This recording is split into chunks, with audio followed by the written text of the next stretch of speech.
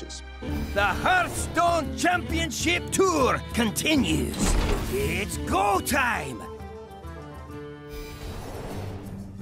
It's that time of the year, or it's that type of year. It's the year of Kill All Day, or it's the year of Latin America continue to rise up in the Americas as we head into our first qualifying match for the Summer Championships. Welcome, everyone, to day number 2. If you are just tuning in, we are about to find out who between Rase from Brazil or killinallday from the USA is going to be going to the Summer Championships. Kibler, it's a great match, but it's a long time coming for both of these players. Yeah, these players have kind of had very different roads here. Rase has had a lot of success on the major circuit level. He was a winner of Copa America major earlier this year, while killinallday has put up tons of almost there results on HCT. Rase hasn't found any success at HCT before, while killinallday has multiple 9th place finishes. So he must have been very happy to squeak into that final spot here. Yeah, that's right. His teammate on Endemic, Tare, ended up getting 9th place, and then Killen got 8th. So, usually Tare's the one sneaking in the top 8. True. I guess they swapped in. Take a look at Group A and how things have transpired while we were focusing on that epic match between Muzzy and Dog. Killinallday had a great lineup versus Fibonacci, so Fibonacci takes his first loss, but that is what we have double elimination for in this top 8, so that way Fibonacci doesn't go a one and done here. And then Rase was able to take out another Canadian in the Jor Dude, and those two players will be playing in the elimination matches off stream as we focus on the winners for Group A. If you guys want to follow along, you can go ahead and find out the brackets in chat or on the forums. We're on the Battle Fight brackets if you guys want to see all the updates on how Swiss and the elimination brackets are panning out. And while their roads here were very different, what brought them to this point in this tournament has been very similar. Killinallday and Rase have almost identical lineups. Archetype level, they are the same. They have the Cube Warlock, the Quest Rogue, the Spiteful Druid, and they both have Even Paladin, both of which they chose to ban. Yeah, that's right. Even Paladin is just very good across the board. Even the matchups that are supposed to counter it, like Warlock, aren't as consistent as you would like, given that these kinds of builds, the one with Divine Shields, with Argent Commanders and Valinir and the Serenite Chain Gang combos, they're really powerful as they scale into late game. As you saw Muzzy be able to take his Even Paladin really deep against one of the best control decks out there, a Control Warrior. Very much a threat even against things they're supposed to, quote, counter. Well, this first game will be Druid versus the Quest Rogue. And killinallday keeps his greedy spite, finds a couple other 3-drops to go along with it. This is a matchup where the Druid does need to be quite aggressive. In some matchups, they can win the sort of long game by just sort of fighting for the board incrementally and then winning a longer value plan with Ultimate Infestation. Not so effective against Quest Rogue, which can vanish those huge boards for the end of the game and push tons of damage. Yeah, Spiteful Druid can get early board dominance and get some damage in, and maybe use those Ultimate Infestations to push 10 damage towards the end stages of the game. But you are pretty spot on with that. Usually at a certain point, you acknowledge that you will lose the board against the Rogue if you give them enough time. Do want to mention that there has been some criticisms of Rase's play when he was on stream yesterday.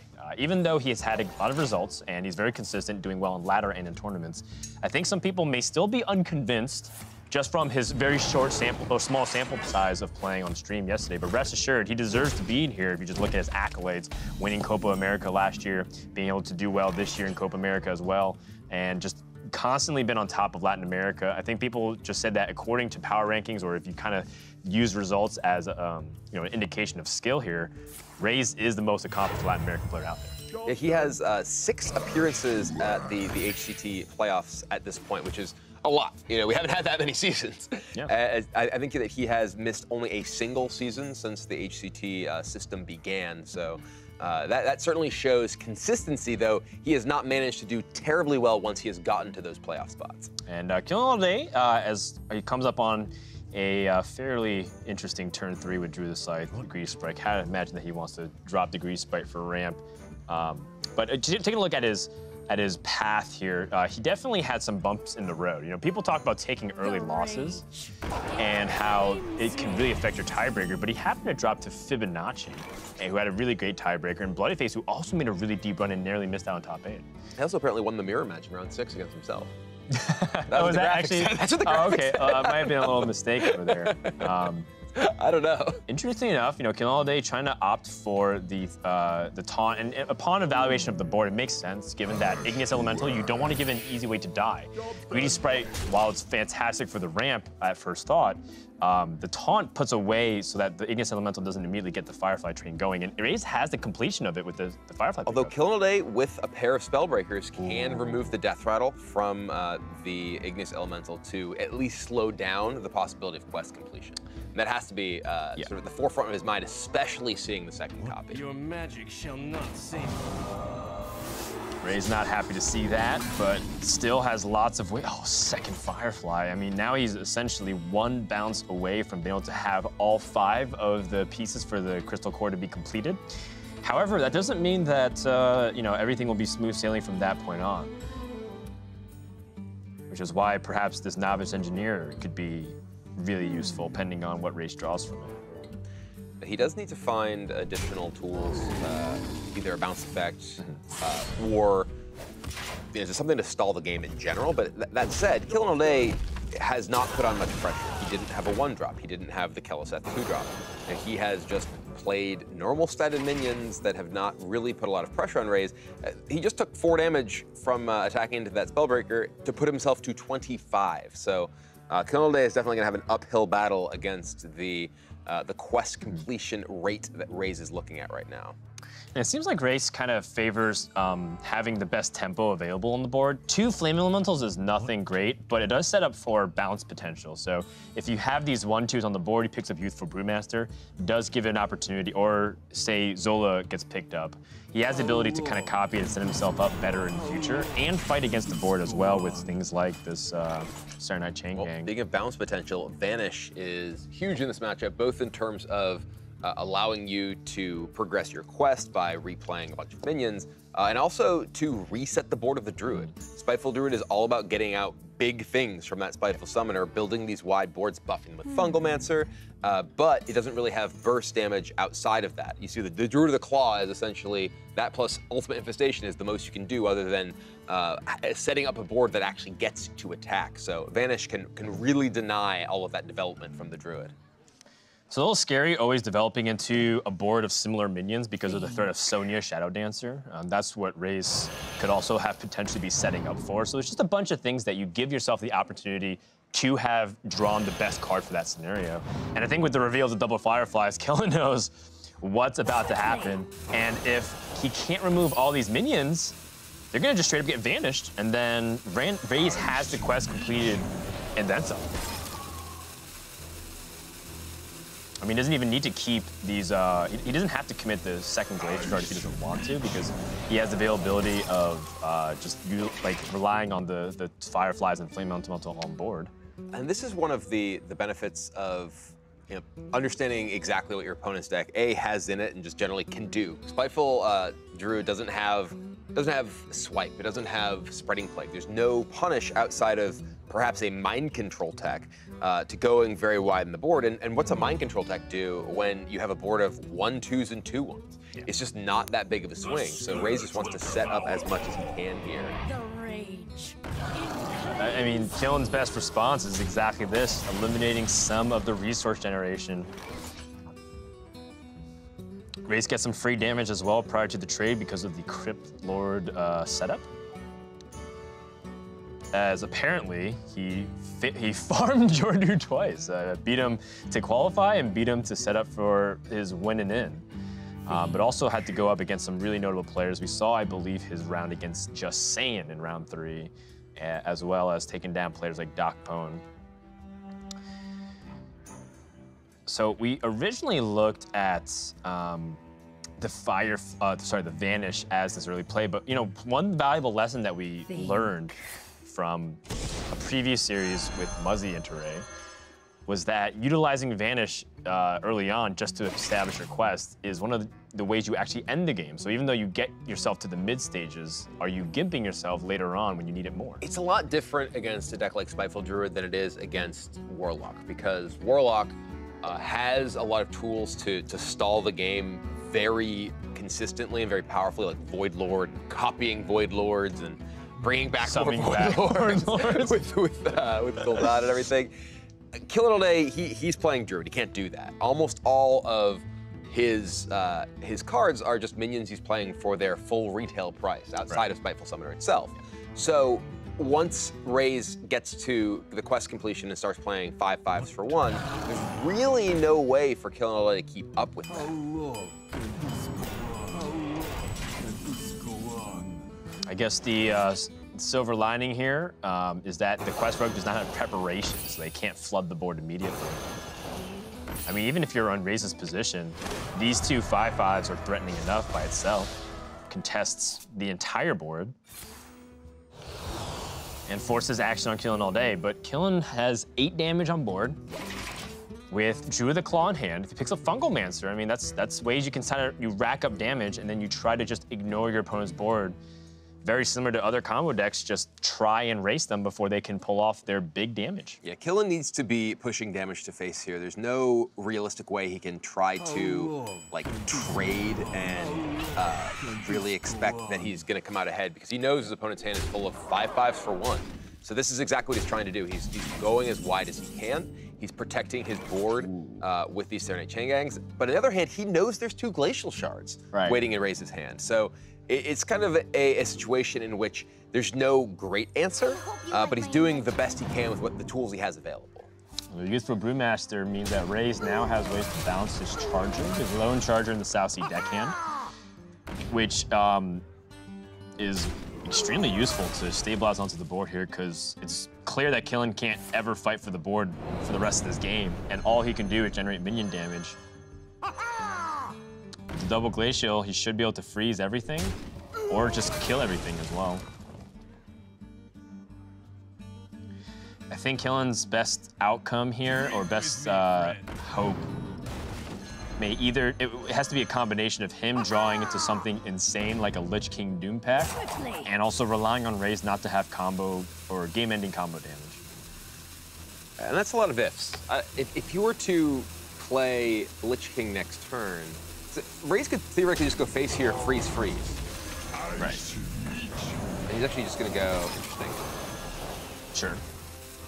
He could have just froze, and then have 7 minions in play, have hit his opponent for 5. Killin would be at, what, 26? I don't know that I don't know what the out is there. Maybe he actually wants damage on the South Sea just in case he wants to kill it himself somehow. I'm not entirely sure, but. Yeah, Grand Archivist, a lot of good targets for the Ultimate Infestation, because they're all the opposing side of the board, but even with Ultimate Infestation here, it's not going to do nearly enough to come back from this situation. Well, he's still alive, technically, I believe. Does he have, what, 30 damage, 31? So he doesn't actually have a bounce. If Rase picks up Shadow Step or some kind of bounce, though. Oh, there's Shadow Step. Okay, there's 2 of them. And that's going to do it. Rase can just send this 30 to the face, Shadow Step the South Sea deckhand, and win a decisive game over killinallday here. He even chose the Mimic Pod 1 first. So if you want to concede, we can get this over with, because it's clear I have 2. Yeah, I mean, Killin doesn't have to stay in the game. He might just do it in case Rase missed clicks and gives him an opportunity to mess up. Because incidentally, he would have lethal if he messed up somehow. Because he has 12 on board plus Ultimate Station for 17. But that's going to do it for game number 1. And this is supposed to go the Quest Rogue's way. They are favored against the Spiteful Druid.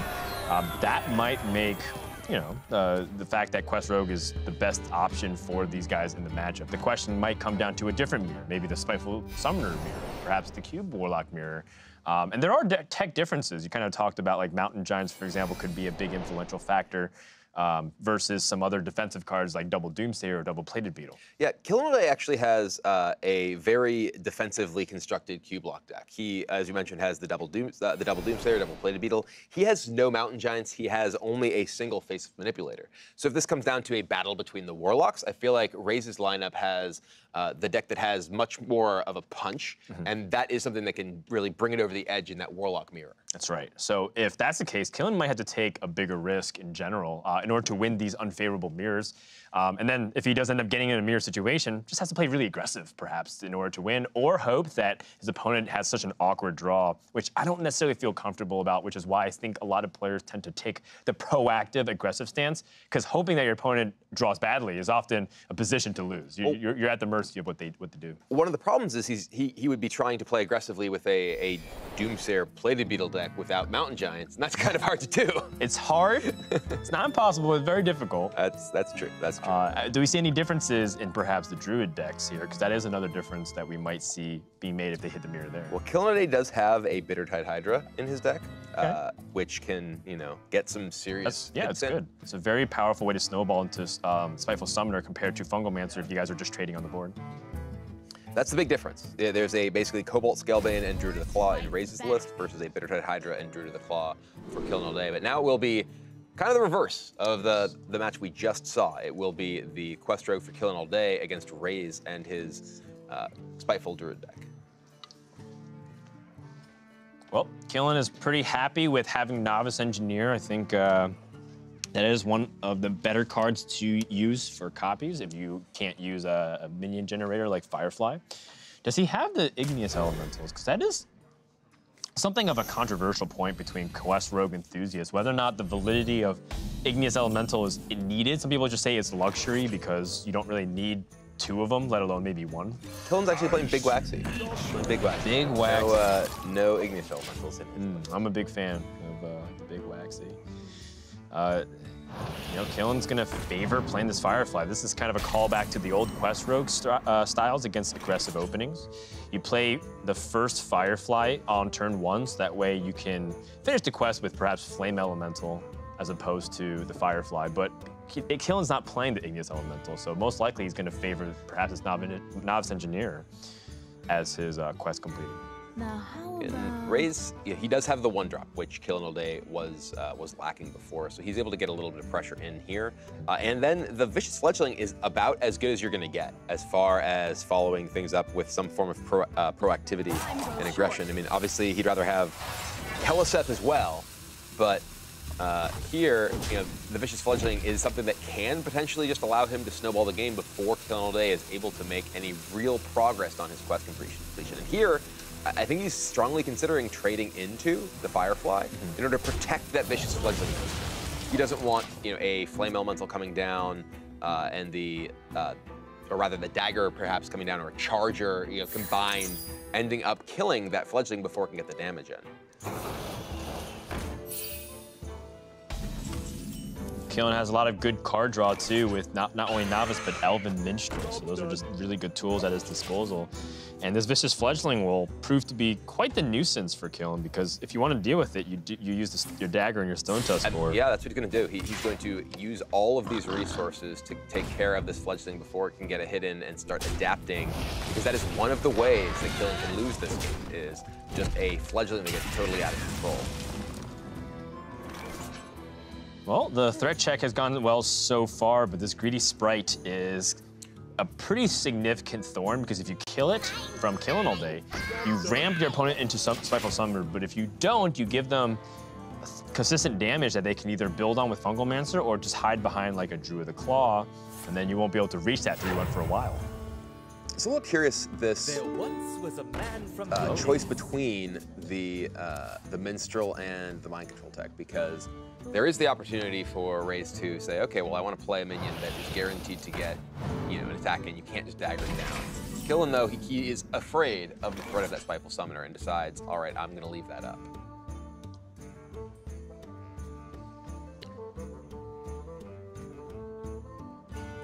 Now you kind of have an opportunity to see what kind of player Rase is, if he wants to be fairly aggressive and pressure life total, or does he feel like he wants to play defensive and clear off his opponent board to deny his combo opportunities? Because Elven Minstrel was just played rather. And it's a really dangerous opportunity to let your opponent develop going into like 5 mana, 6 mana. With the more minions you leave onto your opponent's side of the board, the sketchier it is, because you're giving them opportunities to combo cards, especially for a second Firefly, for instance. I like this a lot. The cat is for fight here as Rase goes. Cat form, gets the charge in. And this is a difference compared to some versions of Spiteful Druid that include Leroy Jenkins, which is obviously a great finishing card, but not a great tempo option here to just play on the board. And I think here, the big debate is whether he wants to trade into Elven Minstrel or just get the damage in. He decides to go for the damage. Well, it's like, this is the kind of time where you really have a gut check. Are you that kind of player who just wants to pressure, recognize your win condition, or are you going to let yourself be subject to whatever Quest Rogue does to you, and you kind of trade blow for blow? Are you more of like a, be really safe and try to see if you can drag it on a little bit later, hope your opponent draws awkwardly? Or are you ready to rumble and trade fights and punches? And I like it, I want some fireworks, because I personally think that if you give Quest Rogue time, they'll find a way to compensate for their lack of board with card draw. Yeah, a lot of times when players are, or either encounter a board like this, like, oh, my opponent has a 1-attack guy, I could trade into my 1-health guy. I should trade it, my minion into their 3/2. But realistically, you need to get that damage in. You need to get enough damage in to actually try to finish your opponent off, or else you're often going to really struggle. And killinallday here, he's just turning things around too. He's good to go face. Mind Control tech could be interesting here. Is this like a Vanish bluff against Rase right now? Just trying to force Rase to reevaluate if he wants to go face again? It could be. Because, if he's accepting more damage, first of all, he doesn't want to trade so many minions into the state of the board. Steals the South Sea deckhand, which is an okay outcome, because I'm pretty sure he wants the hero power anyways. That's at least the second best minion he could have taken. Yes, that is true. Although Flame Elementals is the one in the lead for the most likely to finish the quest as well. So I think either of those would have been okay. But I don't know if I'm trading with a minion. I want to get that damage with the Druid the Claw in. If I stuck to that line, or if I chose that line the last turn, I might want to stick to it. But at the same time, your opponent kind of indicated he wants to set up for a Vanish. Well, killinallday does not find the Vanish, and he does not have the tools to get his quest completed here. He has only a single bounce effect. Yeah, but it's a very powerful one. Shadow Step on the Elven Minstrel. It is, but it'll draw you cards.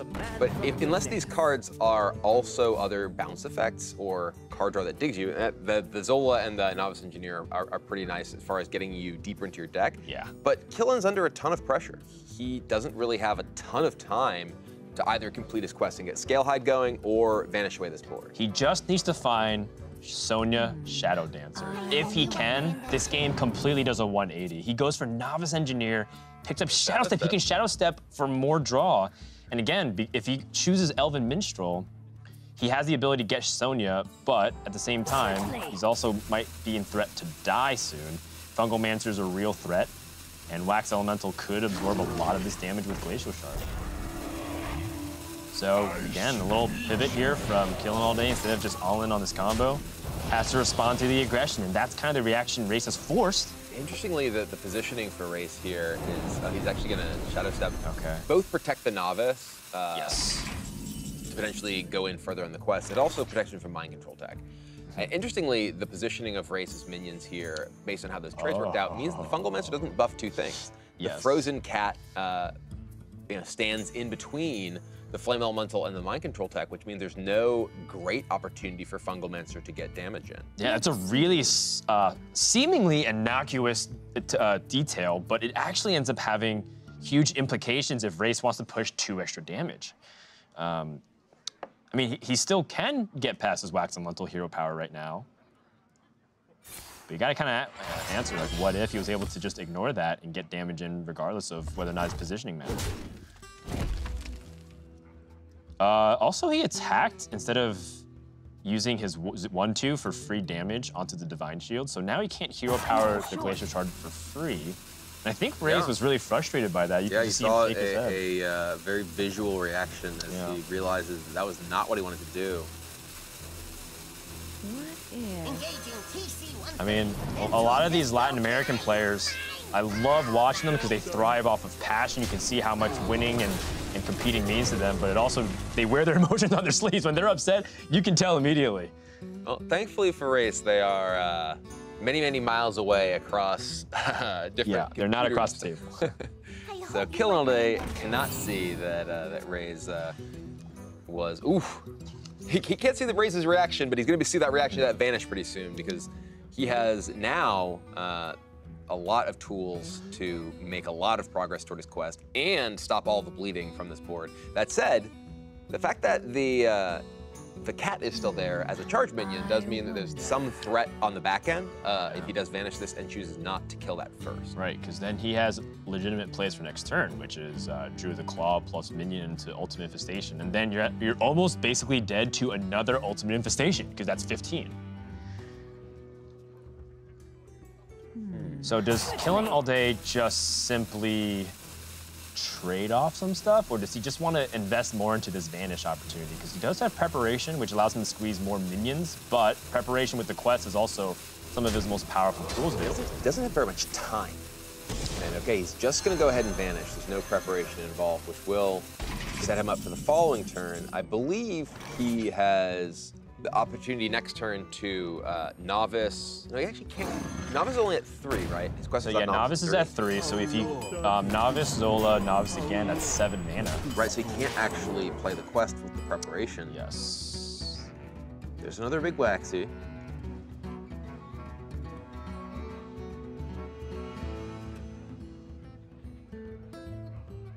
I mean, Killen not getting the Sonya, you can see how important that linchpin card is for being able to finish that quest. We are almost at 10 mana, and Quest Rogue still hasn't finished the quest. This could be one of the longest that you've ever seen Quest Rogue not be able to finish its initial win condition. Engineer picks up Fan, which can dig, but not really accomplish what killinallday needs at this point. He's going all out defense. Yeah, he needs to try and keep himself alive here. So this is respecting the threat of Ultimate Infestation, respecting the threat of Fungalmancer. Fungalmancer is very powerful in this position. You push 6 damage, guaranteed. You hero power the Divine Shield, Fungalmancer, hit for 6. But the thing is, if your opponent finishes the quest, there's always this possibility of Vicious Scalehide making you come back. Yeah, Scalehide is the real terror here because Rase can set up so that killinallday is at 5 life with the Ultimate Infestation that could threaten to end the game in his hand. But Scalehide totally changes that, and there's the possibility that killinallday can completely turn the game in its head. There is one really nice caveat to everything, is that killinallday has used a lot of his chargers. So if Rase is given time, he could actually find ways to perhaps do that scenario that we talked about, which is have like a minion stick and just Ultimate Infestation twice to his opponent. I wonder how different this game might be if Rase had that hadn't thrown away that 1/2. He had attacked the 1/2 with the Divine Shield. He had one more minion on the board and could have pushed for more damage. Right. Possible that even the Scalehide would not be enough to turn this game around. Well, no matter what, Killen wants to use the preparation for the quest. We've saved it for this long. That gives us 5 mana remaining. Vicious Scalehide. Oh. Prep. Okay. I mean, you're still saving the same amount of mana. Either way, 2nd preparation? Is that what he's looking for? This ensures that there are no minions on the board. He can, he even without drawing that 2nd preparation, he could play Crystal Core into the Scalehide, which allows him to full clear the board and go up to 10. Which means that no additional minion buffs can end up coming down this turn. There's just the existing board. Or rather the spells in hand. Yeah, and now he wants to save the preparation for the Vanish if that's drawn.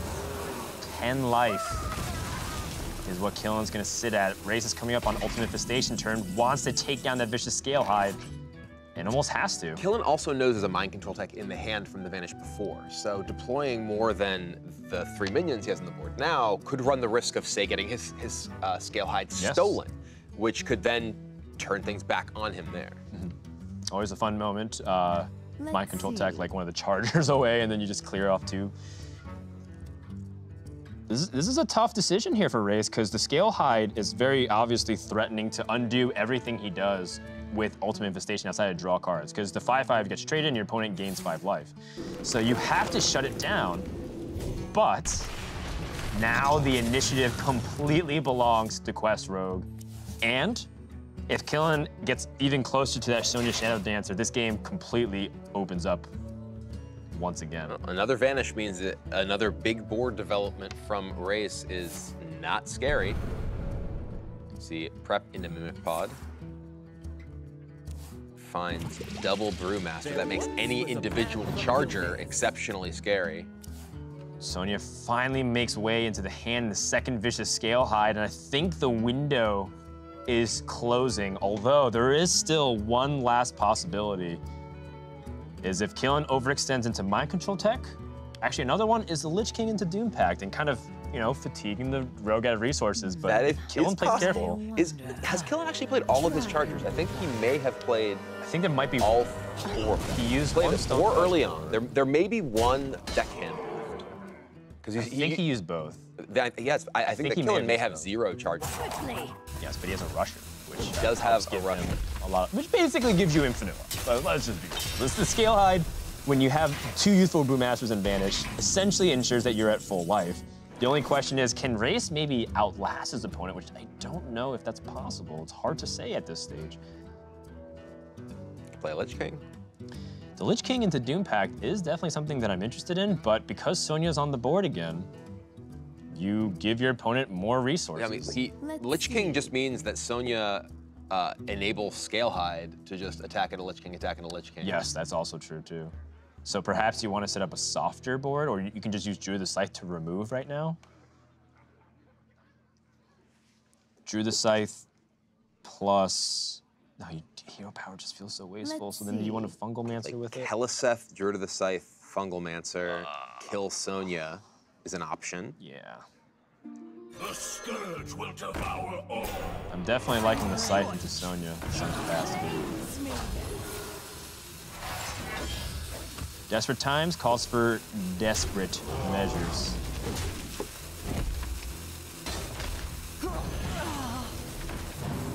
Job done. I think Rase is feeling desperate now. I mean, Mimic Pod doesn't have many cards left to hit, so if Killen feels like this might go a little bit longer, he may want to capitalize on that right now, but he does have 10 damage guaranteed with the 2 minions if he uses Vicious Scale Hide to get through this Crypt Lord. Not just 10 damage, but also 10 life for himself. He'll go back up to 20. That's right. Killen does not have the Valera in his deck that we've seen in a number of Quest Rogue decks, so he doesn't have the ability to sort of go ultra long game value if it does get down to the final cards in the deck. But I don't know that he'll need it. I think that against this Spiteful Druid deck, just smashing through these minions may turn out to be enough. But because Rase played a very small board, Mind Control Tech with the Scale Hide, or actually he's gonna bounce it, so that's a really wise decision. But Mind Control Tech still helps Rase stabilize a little bit. Yeah, just down to 9 life though. So even if he steals a minion and pumps with Fungal Mancer, I think that might be it. Yeah, there's no chargers on the board, so there's no out of Mind Control Tech stealing a charger, charging into another thing. Yeah. A very weird scenario where, because killinallday pretty much has no chargers and only 1 rusher left that he's been protecting, Rase can't do the Mind Control Tech swing that he needs in this position. Though to be fair, if he had chargers, they would just be killing Rase. So. Yes, that is also very much true. So Mind Control Tech Fungal Mancer leaves 10 damage on the board, and you're at 10 with the hero power, or actually 11 with the dagger. I don't think there's a way for Rase to get out of here, and he is going to concede. So the Quest Rogue returning serve, a little bit of a tense situation there for killinallday, considering that this should be a matchup that he wins. And now with Quest Rogue eliminated on both sides, we're going to find out the next stages of this mirror. Is the Spiteful Druid or the Cube Warlocks be able to grab the win? Very volatile matchups, both sides. Either in the mirror matches or in the Spiteful versus Cube. There's a lot of power turns that both decks are capable of. We've heard a lot of people refer to the metagame as like, oh, people just cheating big things out. And these are 2 of the decks that are all about that, between Spiteful Summoner itself, Possessed Lackey, Skull of the Minari. There is the chance for a lot of explosive action early. All right, well, we'll find out what happens, as remember, the winner of this will guarantee a spot in the Summer Championships happening at the end of June. So don't go anywhere. We'll be back right after this.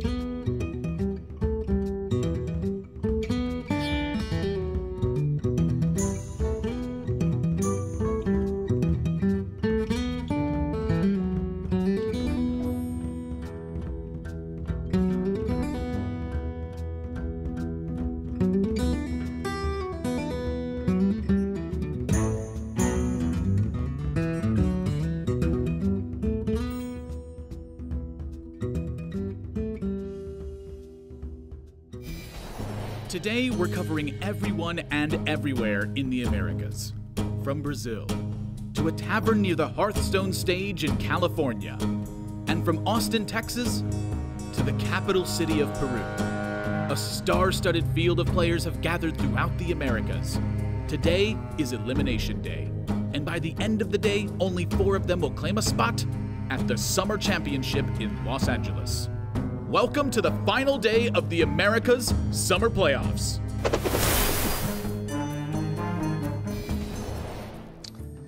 Welcome back, everyone, to the America's Summer Playoffs, Elimination Day, and qualifying for the Summer Championships. Killinallday versus Rase. The winner of this will join us in the sunny state of California, USA, and will also be able to represent not only themselves, but their region in the entire Global Championships. If you guys are just tuning in, we finished the first 2 games for the Quest Rogues. We were able to take down the Druids. Now we go to the Warlock versus Druid, which I think on Killinallday's side is exactly what he's looking for, because he'd much rather play this as opposed to the Mirror, which he would feel unfavored in. Yeah, I think Killinallday does not want to play the Warlock Mirror. His Warlock deck is much more defensively oriented, whereas Rase is playing Mountain Giant double Faceless, which can give you much more explosive starts. So here Killin can try to use his additional defensive tools to get to those Gul'dan, huge turns, Void Lords, cubes, Dark Pacts, and everything else. Ooh, we see a little bit of a wince from Rase as he picks up the Ultimate Infestation with a Spiteful in hand. If he finds the second Ultimate Infestation before he gets to Spiteful Summoner, he could actually be in some trouble with loss of power of the best card of the deck. It doesn't matter right now. It could. That's what scares him. Right. And I mean, again, he doesn't hide anything. He doesn't hide his emotions very well, which is something that I personally enjoy. You kind of make a read based off how things are going. The greedy sprite is something that immediately you look at here, but you're not actually curving out into anything. Yeah, I think that we'll see Rase go for the attack and push damage, because if he does play the greedy sprite, holding onto the coin is valuable to be able to coin out potentially Spiteful Summoner or that Infestation. Yeah, or perhaps even just having double fives like Cobalt Scalebane into Fungal Mancer. That sometimes itself can be a pretty good game. Ooh, nice pickup as well. Crypt Lord just kind of is so difficult for a Warlock to chew through efficiently. Crypt Lord still is the only card. It holds the very distinct honor of ever being able to survive a Lord Godfrey battle cry. I've seen it. The only minion to ever not die to Lord It's a very dubious award, but yes, the only time I've ever seen something be able to withstand that crazy AoE thing.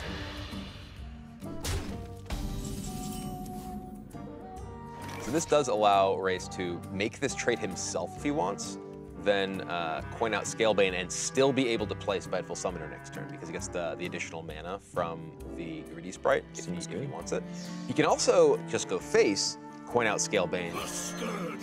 All right, he actually just wants to push damage here and save both his coin and his Scalebane.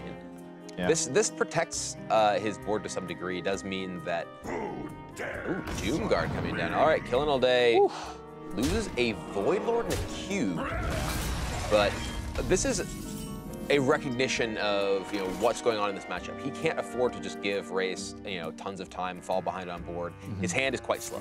Yeah, he does. So he wants to sacrifice that potential power later on in the game to get the board presence right now. Well, the thing is, the trade-off was pretty worth it because if he discarded almost everything besides that cube, he has a Doomguard cube next to him. Didn't pay off.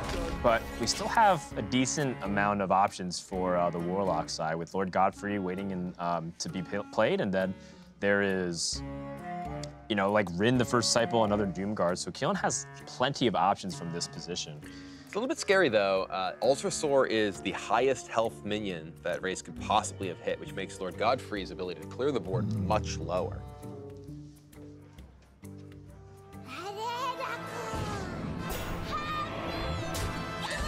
I don't know exactly what she says. It's like it's some no gibberish. That's all I can tell. It just sounds like a baby. It's some sort of just like speaking in tongues, demonic chanting. It sounds like a minion from Despicable Me. It does. It kind of looks like one a little bit. Your magic shall not save you. All right, but her chanting is over, and Rase attacking is just beginning here. Yeah, and this Ultrasaur is so meaty.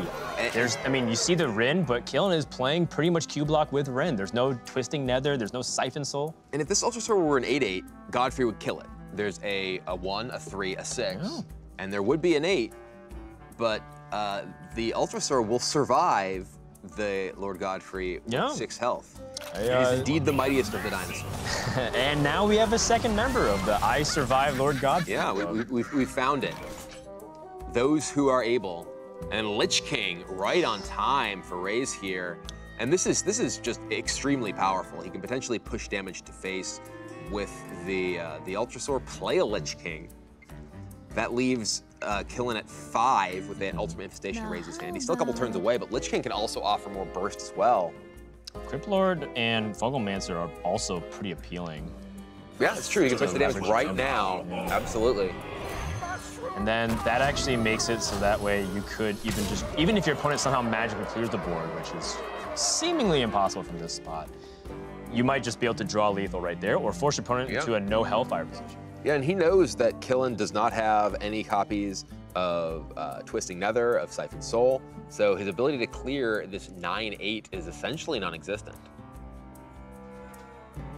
So many possibilities.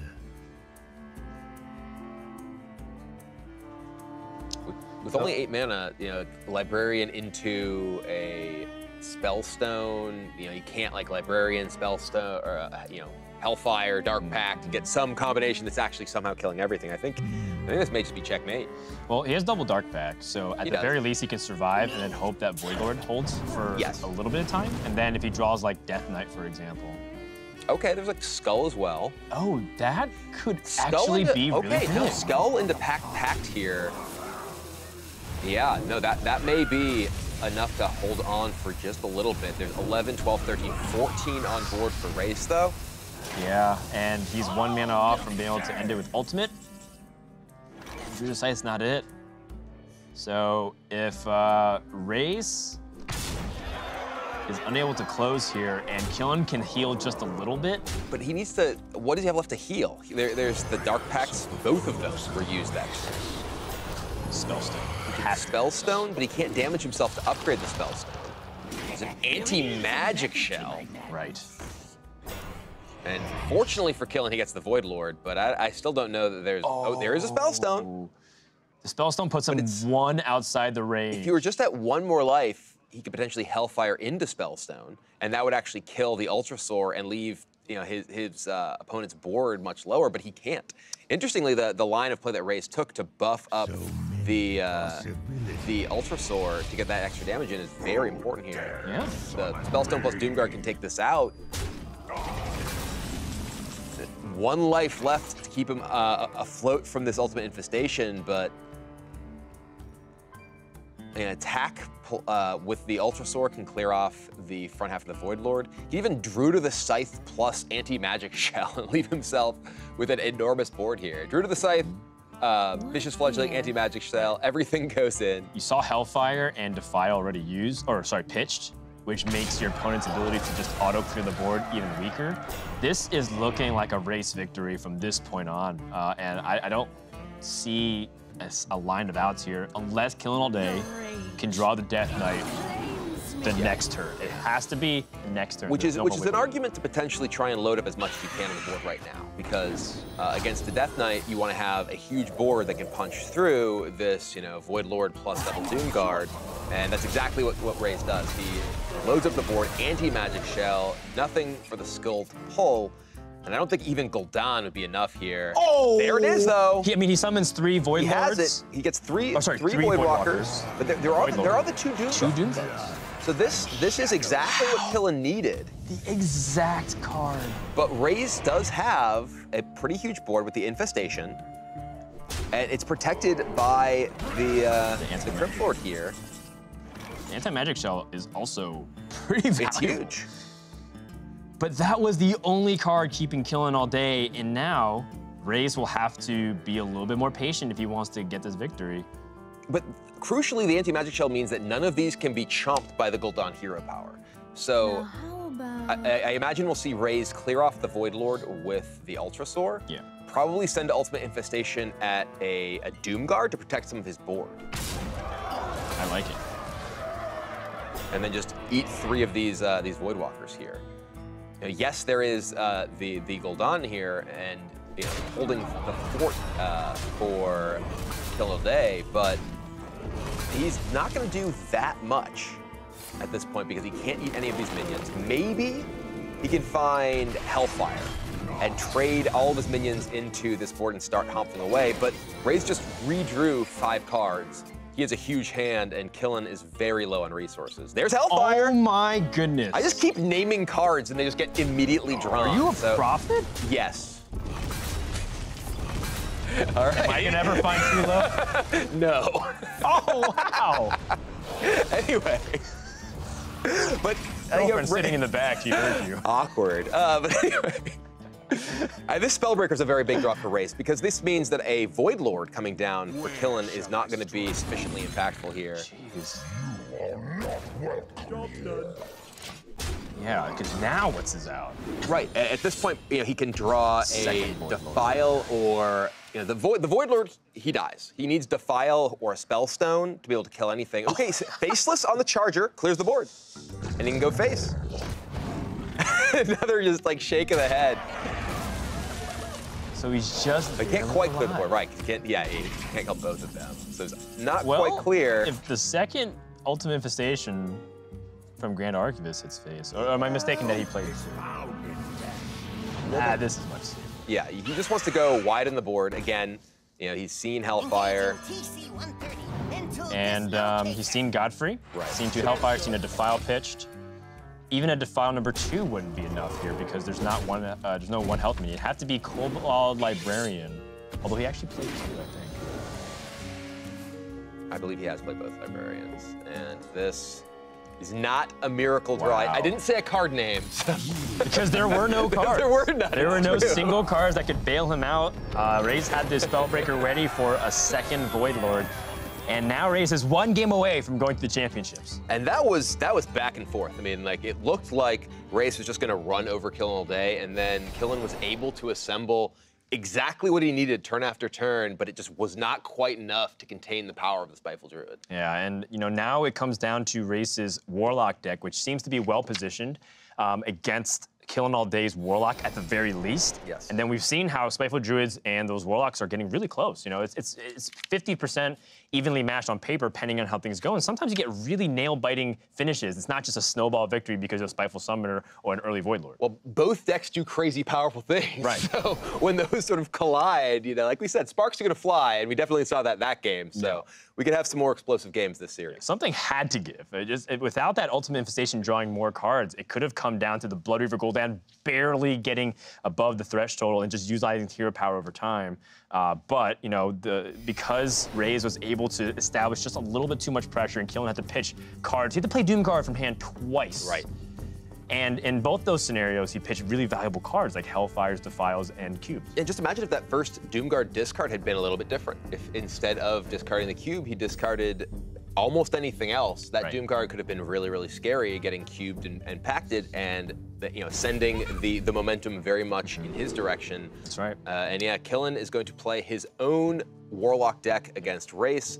And this hand from Rase, I think, showcases a lot of what we're talking about as the differences between these decks. Yeah. Mountain Giant is a very, very key component of the ability to put pressure on early.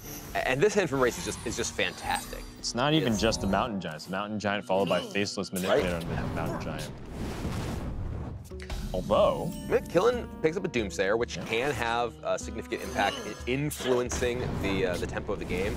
Unfortunately, there's kind of awkward turns for Doomsayer, because if you Doomsayer into a turn where your opponent can play Lackey, then they can just get a free Lackey activation, and that does not go well for you. So if Killin wants to play Doomsayer, he often wants to play it on 3 in order to shut down the possibility of playing that Mountain Giant on 4.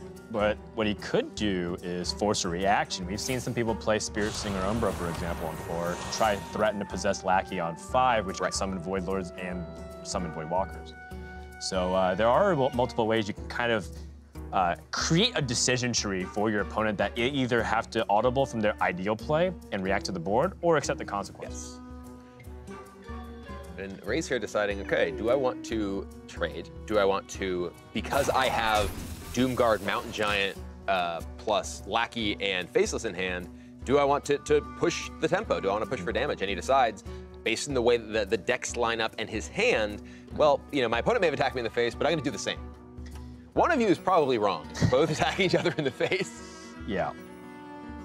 Well, eventually one will be right and one will be wrong. That's true. It's never, I guess, truly wrong until one person loses, right? That's not really how it works. That's the most results-oriented kind of thinking possible. Yes. Yeah, very, very much so, Brian Kibler. All right, yeah, and so the Doomsayer on 3. Like I said, going to try and deny the possibility of any kind of meaningful development Rase here. And it also, interestingly, essentially denies life tap, because if you life tap here as the Warlock, you're going to overdraw the next turn. The Kobold, though, does upgrade his Spellstone, so gets this mana in. He could just Dark Pact if he wanted to, get 8 life, because these are going to die anyway. But Dark Pact obviously has tons of synergies later on to enable Lackey, enable Cubes, so decides to hold on to that regardless.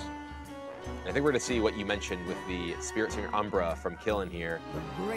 And we see a winsome Rase as he's saying, okay, well, my plan of Mountain Giant is not going to work. But he does have that upgraded Spellstone because of his decision to play the Librarian last turn, despite the fact that it was going to die. Yeah. And what's really important about this, it's not necessarily the fact that killinallday, got his Spirit Singer Umbra answered. It's the fact that he has initiative now. Now he doesn't have to respond to a Mountain Giant with his own faces, for example. And more importantly, if Rase develops onto the board, Killin has different ways to react, whether he wants to cube something that comes out or if he just wants to faceless and be just as aggressive.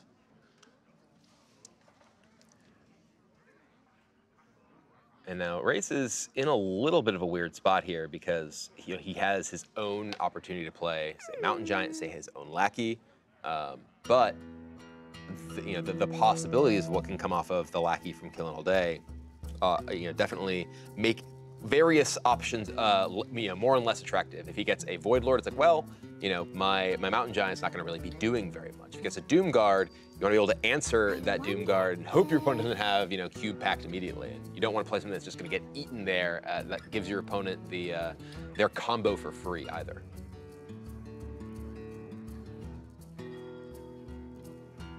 I mean, Mountain Giant's still a really good play here. If you play Possessed Lackey, what can you also develop behind it? Like, what if your opponent is able to respond to your threat off of the Recruit and then Cube Pact it? Are you too far behind? I don't think so. I think so. This probably is the really safe option, and I don't think Killin has any silence in his deck, does he? I do not believe he has any silences, no. So no Owl. All right, well, who's Lackey gets what? Void Lord versus Void Lord. Most Welcome to respected Hearthstone in outcome. 2018.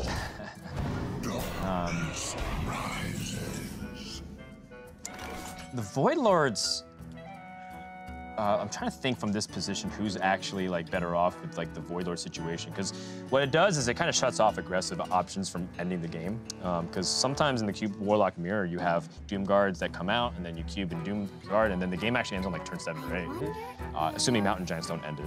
I actually think at this point, given how this has played out so far, I believe that killinallday has the edge in the rest of this game. We said that preemptively, it's like, okay, well, the aggressive deck has the ability to push, but Killin was able to answer Rase's tempo preemptively, thanks to the Spirit Singer Umbra and now Lackey into Void Lords, which makes a lot of those aggressive cards from Rase much less impactful.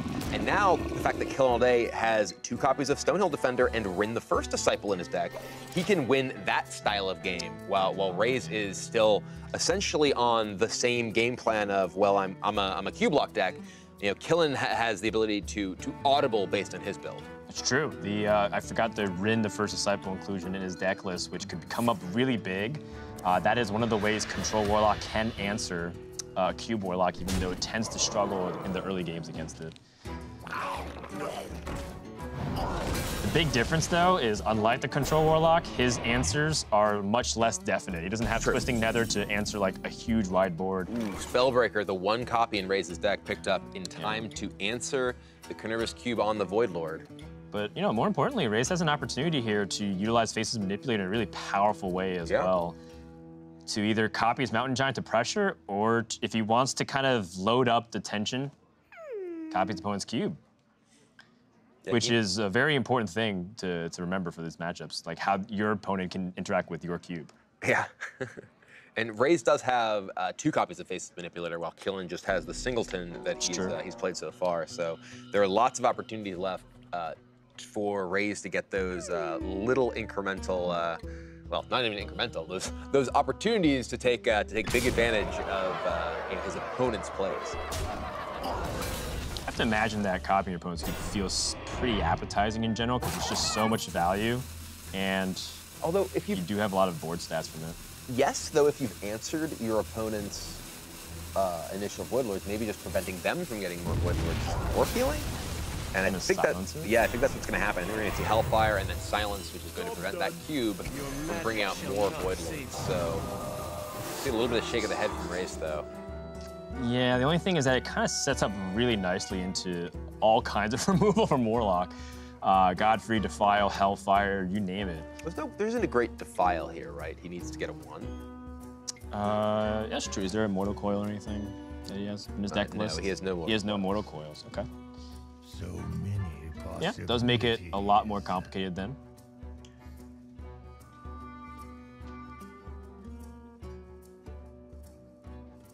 I mean, obviously, Godfrey, like you said, kills everything.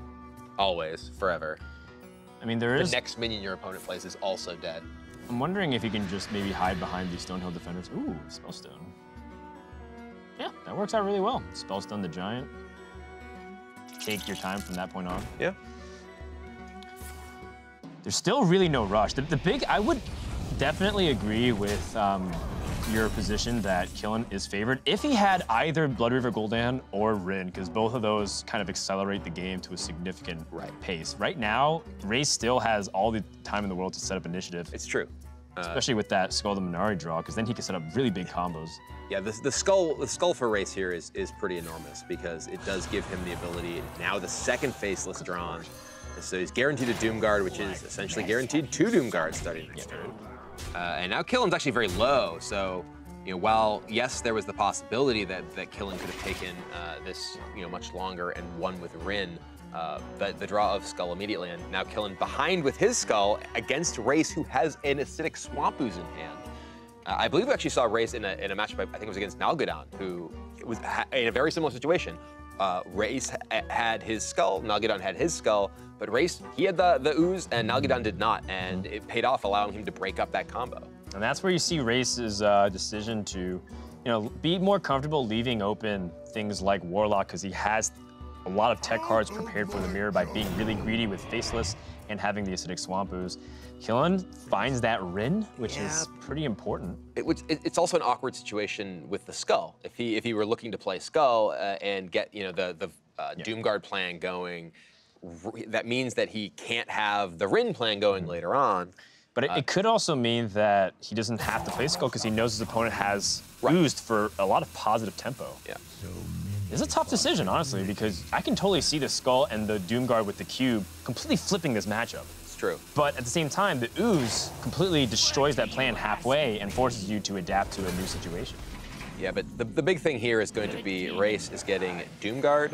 Oh, is that just like lethal with the... Oh God, he has that cube. Yeah, that's is certainly lethal. Right? lethal. Yeah, he picked up the cube, and that means that Doomguard plus Doomguard is going to be enough. He's just, I think, sitting here doing the math. I was originally counting like if he played, Doomguard, is the plated beetle with Defile armor matter at all, that kind of stuff. But in this case, no real complicated calculations are necessary. Cube just cleanly ends it. 5 plus 5 plus 5. And Rase kind of laughed. He's like, oh wait, right, he's just dead. As Rase becomes our first player to qualify for the Summer Championship. Congratulations to Rase. He is going to the Summer Championships. And we have another member from the Latin American and Brazilian community that's going to be playing on the global stage. You can see the excitement and passion. It's been a long journey, but it's been well worth it for a player of his caliber. Yeah, he's a player who had tons of success at majors. We talked about how he won Copa America early this year, how he placed previous year. He just hasn't quite found that success at the HCT level until now, but this is a very big step. I love it. I think, it's really telling that Hearthstone esports has a player cam be a big portion of the screen. And when you see the passion and enthusiasm that comes out from these players that honestly put their entire livelihoods at risk here or at stake, putting themselves to try to grind the ladders in tournaments for so long. And, Killen's been doing that for a long time, and he still has another chance. But the moment belongs to Rase, who's LA-bound, and is going to be joining us for the 2018 Summer Championship. Yeah, and reminder that this is double elimination groups. Killinallday is not done. He'll have another opportunity to potentially join Rase at the championship later today. That's right. If he wants to live up to his name, he's going to have to play to the very final match, because we have a lot more Hearthstone. This is just the first of 4 players that will be going to the Summer Championship. It's not kill until 1 p.m. It's all day. Yeah, it's all day. Till morning, afternoon, and evening.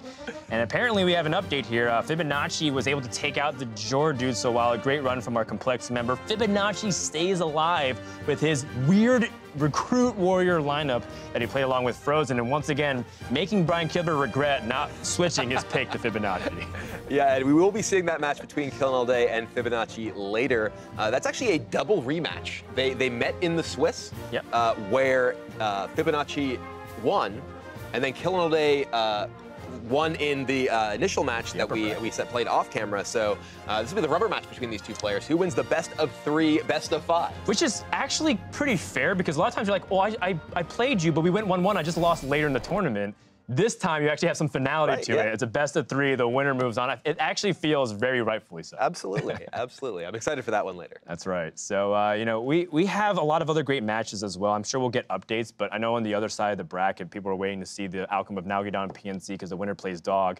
And that's going to be a really exciting thing to come. But the moment does belong to Rase, who we were waiting for an interview, and he is joining us for a few words on his victory. Rase, are you there? Can you hear me? Oh, he's not ready yet. Apologies. Just kidding. He's putting his headset on, probably threw it off in his excitement. He was very excited. So. He was very excited. There he is. Got it on now. All right, so I think Rase can hear us. Are you there? Yeah, I can hear you guys. You guys can hear me? Yes, very nice and clear. So yeah? Rase, okay. Tell us how you're feeling at this moment. Let's keep calm, because English is my second language, so and I don't practice too much. So, but let's try to do this. You're perfectly intelligible, probably more so than many of us casters here. Rase, talk to us about how you're feeling right now. You qualified for the Summer Championship, and you look super excited. Yeah, man. Oh, I'm so happy right now because I did a lot of preparation with my teammate Perna. We spent a whole day building this lineup, and I think this lineup was the best performance this tournament because Nalgidon joined us and crafted some tech cards we discussed, and I don't know his playing, but he was on top 8, also PNC with the same lineup, killinallday with the same lineup. So I'm really happy that all effort we put, yeah, it's going back right now. All the hard work that you put in is finally paying off. That's the sentence that I'm latching onto that's here. What I'm trying to say. Yeah, of course. And you know, the thing that we wanted to highlight is that it seems like, you know, you've been putting in a lot of time over the years, and you've always had pretty good results. People have been saying that you're the best player in Latin America. Do you really feel like you are the best player to represent your region there? No, it's always hard to tell these things about ourselves, but I have a lot of great results in our scene, but this year I'm having more recognition for all the world because I won the first Copa America, and this year is a tour stop with everyone. So I'm feeling pretty good, man. This year is doing great for me, and I can't expect what more can come. So I'm really, really happy right now. That's right. Rase, the Copa American champion, now qualifying for the Summer Championships as we talked to him for his winner's interview. Rase, you're coming to LA. What's the first thing that you're looking forward to do when you come to the Summer Championships? Maybe not necessarily Hearthstone related. No, I don't know, man. I will need to think about it. I just need to relax, and well, this moment's so great. Well, you can come here and thank Subtle for predicting you'd make it, because someone always seems to that he chooses. Yeah, that was really cool. My friend told me, "Oh, you are on Subtle's predictions, and he's always right." So maybe can be this time. Well, this time it was. Congratulations. No. What have we done to his Thank ego? you for the confidence, Subtle, and I'm glad I made it. All right, congratulations, Rase. We'll see you in the Summer Championship. Always great to talk to a guy that's just, you know, so jovial. You can see that he just loves everything about what he's doing right now, and, you know, we can't really blame him. He played excellently. There's a couple of missteps here and there, but overall, he made the right meta read, and he talked about how much dedication and preparation that went into it. Couldn't be happier for the guy. Yeah, pretty amazing seeing the list of names that he talked about who he prepared with. They all played the similar sorts of lineups, and just how successful they have been. So that preparation really paying off for Rase as he is LA bound. Will Nalgidon, you know, some of his other practice partners end up making it along with him.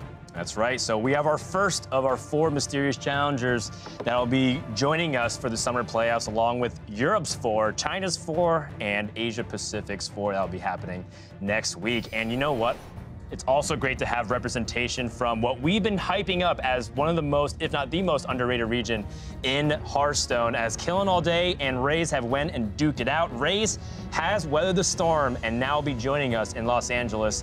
Lots of heat and passion runs through, but this is just the first of many matches that we have in store here at the America's Summer Playoffs. Stay tuned. The Hearthstone Championship Tour continues. It's go time!